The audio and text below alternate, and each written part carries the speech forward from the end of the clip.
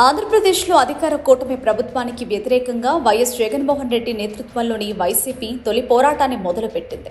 Urea కొరత, tomato, ఉల్లి వంటి పంటలకు గిట్టుబాటు ధర లేకపోవడాన్ని నిరసిస్తూ వైఎస్ జగన్మోహన్ రెడ్డి పిలుపు మేరకు ఈరోజు రాష్ట్ర వ్యాప్తంగా అన్నదాత పోరు కార్యక్రమాన్ని వైసీపీ చేపట్టింది. అన్ని ఆర్డీఓ కార్యాలయాల వద్ద వైసీపీ పార్టీ నిరసన ర్యాలీలు, ధర్నాలతో ఈ కార్యక్రమం విజయవంతమైందని వైసీపీ శ్రేణులతో పాటు రాజకీయ వర్గాలు కూడా చెబుతున్నాయి.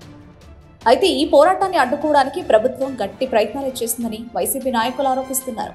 గత రాత్రి నుంచే పోలీసులు వైసీపీ ఎమ్మెల్యేలు, నియోజకవర్గాల ఇన్ఛార్జీల ఇళ్లకు వెళ్లి అనుమతి లేదని నోటీసులు ఇచ్చారు. అయినా కూడా వైసీపీ నాయకులు ఈ హెచ్చరికలను లెక్క చేయకుండా పోరులో పెద్ద ఎత్తున పాల్గొనడం వైఎస్ఆర్ కాంగ్రెస్ పార్టీకి మంచి జోష్ ఇచ్చింది. రాజధాని అమరావతికి దగ్గర ఉన్న గుంటూరు, కృష్ణా, విజయవాడ ప్రాంతాల్లో కూడా వైసీపీ పోరు గ్రాండ్ సక్సెస్ అయింది అని ఆ పార్టీ వర్గాల్లో మరియు మీడియా సర్కిళ్లలో టాక్ నడుస్తోంది.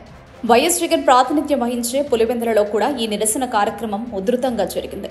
ఈ సందర్భంగా వైసీపీ రాష్ట్ర ప్రధాన కార్యదర్శి ఎస్వి సతీష్ రెడ్డి మాట్లాడుతూ, ప్రభుత్వం ఎన్ని అడ్డంకులు సృష్టించినా రైతుల కోసం పోరాటం ఆపబోమని అన్నారు.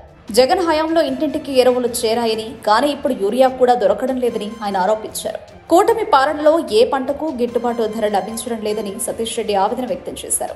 గతంలో టన్ను చీనికాయలు ₹1,00,000 పలికితే ఇప్పుడు 10,000 కూడా దక్కడం లేదని చెప్పారు. ఉల్లి, టమాటో పంటల పరిస్థితి కూడా అంతేనని, కనీస ధరలు లభించడం లేదని విమర్శించారు. రాష్ట్ర వ్యాప్తంగా వైసీపీ చేపట్టిన ఈ అన్నదాత పోరు కార్యక్రమం విజయవంతం కావడంతో ఆ పార్టీలో కొత్త ఉత్సాహం నెలకొంది. ఎన్నికల ఓటమి తర్వాత తమ పార్టీ శ్రేణుల్లో నైతిక స్థైర్యాన్ని నింపేందుకు ఈ పోరాటం ఉపయోగపడిందని ఆ పార్టీ నాయకులు భావిస్తున్నారు.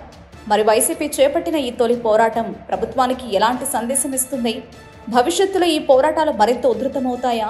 ఈ అంశంపై మీ అభిప్రాయం ఏంటి? కామెంట్ రూపంలో మాతో పంచుకోండి.